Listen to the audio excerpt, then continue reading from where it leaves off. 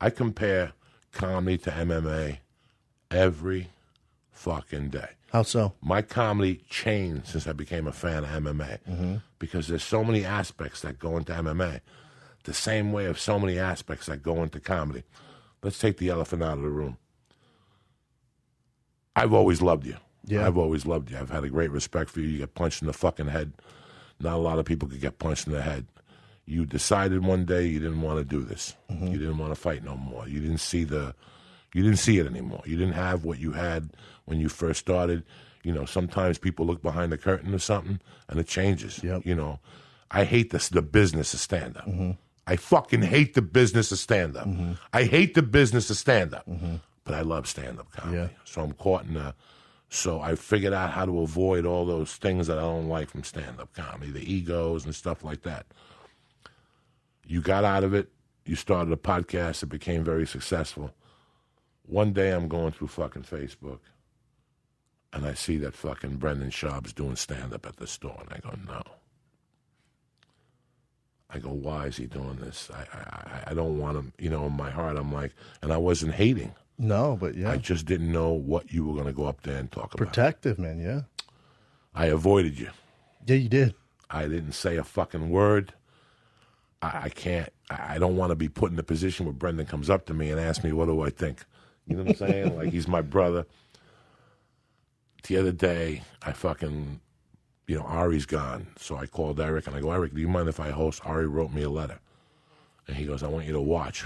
And so the other night when I went to that storytelling show, This Is Not Happening, I was sitting there as Joey Diaz, but in my mind, I was Ari. And I would go up to Ari afterward and go, what do you think of that story? And he'd go, he's talking about this. That's not a story. That's a bit, And I compared. You were a little cold to me even when I came in. Oh, yeah. I knew so. I text Rogan and Brian. I'm like, dude, did I do something to Joey before this? Like weeks before. I go, God damn it. Listen, you're a fighter. You've had 30 fights, you said on stage the other night? I've had a bunch, yes. 30 fights, yeah. okay. Amateur, boxing. What if tomorrow I got my blue belt and you were happy for me, and then 2 weeks later you saw a picture of me on Twitter at the boxing gym on Sunset with my fat little gut, and all of a sudden, a month later, you saw Joey go into a smoker. Yeah. And for some reason, Joey goes 5-0. Yeah. He arm bars one guy or Kimura's him with his weight. The other guy was a lucky punch. You know what, those smokers, not everybody's ready for MMA, and maybe I'm better. I go 5-0. One day I bump into you, and I got the balls to tell you, bro, I'm quitting stand-up. I talked to Dana. He's going to give me a fight against. You're going to look at me and go, Jesus, Joey, you're a good stand-up. Why are you doing this? I get it, man. So when all this is going down, I'm like, why is this happening? I like him on the podcast. I'm sitting there, and you went on stage, and more, every fucking 2 minutes, I fell in love with you more. I thought you were going to go up there and tell a story about UFC pussy and fucking protein stinky pussy or something. It was completely different. You told a fucking very touching story of your heart and what your goals were, and you had it set up. You had the tags at the perfect place. You talked about, things that I've always laughed about, like, this is why I don't go to sport games, because you got to walk in with a jersey. What if that team loses? You got to take the train all the way home in New York with a Mets shirt on like a fucking asshole. Yeah, people don't think about that. Oh, I can't imagine being on the losing end of a fight and walking out holding your stuff. They never even show it. Only once, when Aldo lost. Dana White made sure that camera was on Aldo. They had him in the bathroom crying. It's humiliating. It's humiliating. It's fucking humiliating. You describe it, and you put me there. Mm-hmm. Like, I was like, oh, my God. I could never fucking do this, what he did. Mm-hmm. And you went, and I left there that night blown away. Like, I went home and sat in the living room, and I said, talent is talent. I'm such an asshole for thinking that. I thought, I've had a lot of people who have just gotten into stand-up, and then after they've done it a year, they've actually come up to me and put their chest up to me. Said, bro, I'm going to Montreal, and it took me a year. And in my mind, I won't wish him no evil, but I'll go, this motherfucker has no idea. He has no idea. He's going to go up there and bomb when he sees the big lights. It's like fighting in smokers. For sure. And then I'm in Vegas, bitch. And even though I'm 5-0 and I got a great right hand, and I got a great jiu-jitsu game, my guard is tight. Let me tell you something.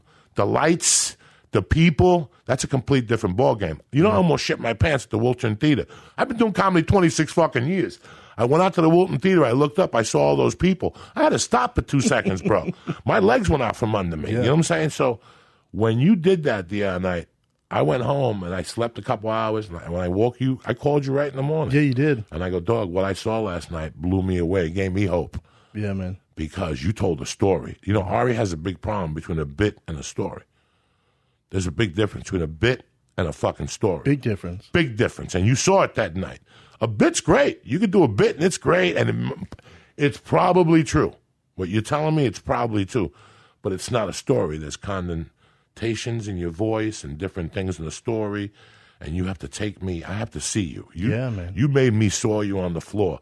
I almost fainted thinking about the booger and the red blood all on the floor while you were grobbering. Yeah. So you took me for a psychological journey, and that psychological journey was so good that it made me drive to Playa del Rey to see my brother and give him props. You're like the best, a motherfucker. Man. You're the fucking And I best. mean that from my heart. So I just wanted to draw the correlation for you. What if at 35 I get a blue belt and all of a sudden I'm walking around with tap-out gear and you're like, oh, he doesn't know. No, and I get 100%, and I have to have a thick skin to it, and I expect it, to be honest. Even, you know, with Rogan, you, Callan, D'Elia, everyone, I get it, man. I get it, and there's a, you know, I don't know what to say. I was talking last night with the owner of the Comedy Store. He goes, man, you sold out La Jolla already. I went, yeah, I have no business doing that. I'm glad I did. I have no business You're doing putting that. out a good product. But I got to go back to the story here. 7 years ago, Rogan taped a special somewhere, and Dana White was there. It was like on a Friday night before a UFC, and I was on stage trying to be cute. I wasn't really, in those days, I would just snort coke, and I would think about, what am I going to say tonight? Like, I didn't put no effort into it. It was get up there and wing it was a 50-50. I was just a funny guy that would take a 50-50 shot. But I was on stage doing my thing, and the only thing I could see from stage, which I never look at the audience, was I saw Brendan Schaub in like row 11. And I didn't know you then. I think you had just finished The Ultimate Fighter. You were about to fight, but you weren't fighting that weekend. Mm-hmm. And I looked at your face, and you had a face, you weren't laughing, and you weren't disgusted with me. You just had a different look on. And that night on the drive home, it came back to me what that look on your face was. You were figuring it out.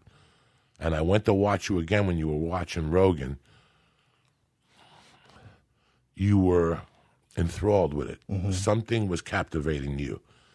And that made me think back to that night, what you were watching that night. You were watching us going, wow, that's pretty fucked up what they do. The same way when I watch you get in the ring against somebody, I go, that's pretty fucked up what they do. These are both arts. Yep. I don't give a fuck what anybody tells you. Yep. MMA and stand-up are both fucking arts, man. I consider you an artist just like me. And MMA, when you fight 5 or 6 times and I see the breakdown and it's Brendan going, well, you know, I'm not worried about his jiu-jitsu game because my hand is right here. That guy's going to lose because he didn't evolve between training camps. Yeah. He didn't go to a Muay Thai place and go, let me just learn Muay Thai. You know, even if I just take a kick out and learn how to distance my head, I won't be getting clipped. These guys don't grow. Mm-hmm. So from watching MMA, I learned what I had to do to grow in between training camps. You always got to be learning. Doesn't mean you have to be writing. You have to be experiencing different things, I think. Different perspectives, Different perspectives. So even though you have a great jiu-jitsu teacher in the Gracie brothers, you know what? I'm going to go hang out with Cabrinha for 3 months. Yeah. When you see my back ripple and I pull myself up like a chimp 30 times bang, while talking to you, why wouldn't I give that to you as inspiration? It's a gift, really. It's a gift.